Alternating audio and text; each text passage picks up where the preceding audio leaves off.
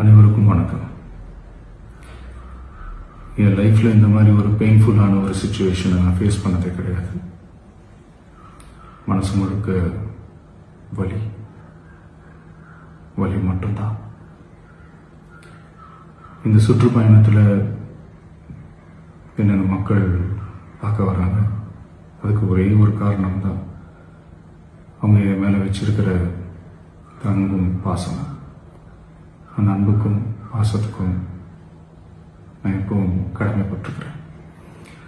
அதனால தான் இந்த சுற்றுப்பயணத்தில் மற்ற எல்லா விஷயங்களையும் தாண்டி மக்களுடைய சேஃப்டி, அதில் எந்த காம்ப்ரமைஸும் பண்ணிடக்கூடாதுன்றதுக்காக தான் அது என் மனசில் ரொம்ப ஆழமாக இருக்கும் அந்த எண்ணம். அதனால தான் இந்த அரசியல் காரணங்கள் எல்லாத்தையும் தவிர்த்துட்டு ஒதுக்கி வச்சுட்டு மக்களுடைய சேஃப்டி மட்டும் மைண்டில் வச்சுக்கிட்டு அதுக்கான இடங்களை சூஸ் பண்ணுறது, அதுக்கான இடங்களை பார்த்து பெர்மிஷன் கேட்கறது, போலீஸ் டிபார்ட்மெண்ட்டில் அதை ரிக்வெஸ்ட் பண்ணி கேட்போம். ஆனால் நடக்கக்கூடாதது நடந்துருச்சு. நான் மனுஷன் தானே. அந்த நேரத்தில் அத்தனை பேர் பாதிக்கப்பட்டு இருக்கும்போது எப்படி அந்த ஊரை விட்டுட்டு என்னால் கிளம்பி வர முடியும்? நான் திரும்ப போகணும்னு இருந்துச்சுன்னா அதை ஒரு காரணம் காட்டி அங்கே வேறு சில பதட்டமான சுச்சுவேஷன்ஸ், வேறு சில அசம்பாவிதங்கள், அந்த மாதிரி எதுவும் நடந்துடக்கூடாதுன்றதுக்காக தான் நான் அவாய்ட் பண்ணேன்.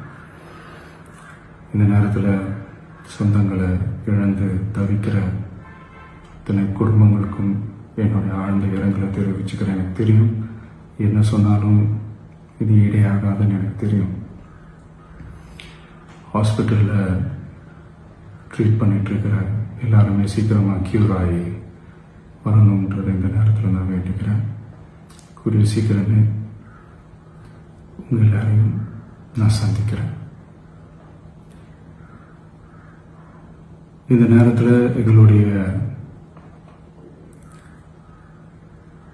வலிகளை, எங்களுடைய நிலைமையை புரிஞ்சுக்கிட்டு எங்களுக்காக பேசின அரசியல் கட்சிகளை சார்ந்த நண்பர்கள், தலைவர்கள் அனைவருக்கும் என்னுடைய நன்றியை தெரிவிச்சுக்கிறேன்.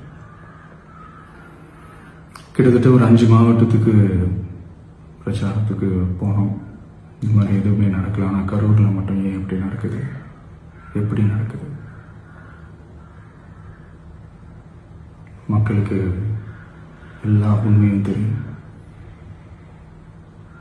மக்கள் எல்லாத்தையும் பார்த்துக்கிட்டு இருக்கிறாங்க. கரூரை சேர்ந்த அந்த மக்கள் அந்த உண்மையெல்லாம் வெளியில் சொல்லும்போது எனக்கு கடவுளே நேரில் வந்து இறங்கி அந்த உண்மைகள்லாம் சொல்கிற மாதிரி எனக்கு தோணுச்சு. சீக்கிரமே எல்லா உண்மைகளும் வெளியில் வரும்.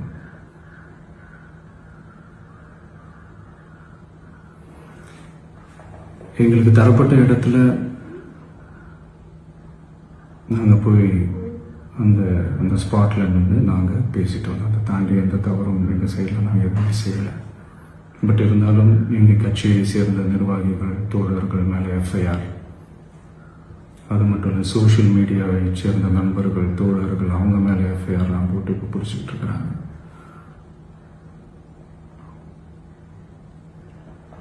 சிஎம் சார்,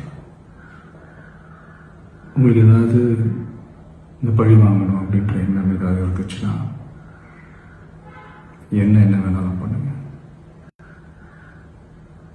அவங்க மேலே கை வைக்காதீங்க. நான் ஒன்று வீட்டில் இருப்பேன், இல்லை நான் ஆஃபீஸில் இருப்பேன். என்ன வேணாலும் செய்யுங்க. நண்பர்களே, தோழர்களே, நம்மளோட அரசியல் பயணம் இன்னும் ஸ்ட்ராங்கராக, இன்னும் தைரியத்தோட கண்டினியூ ஆகும்.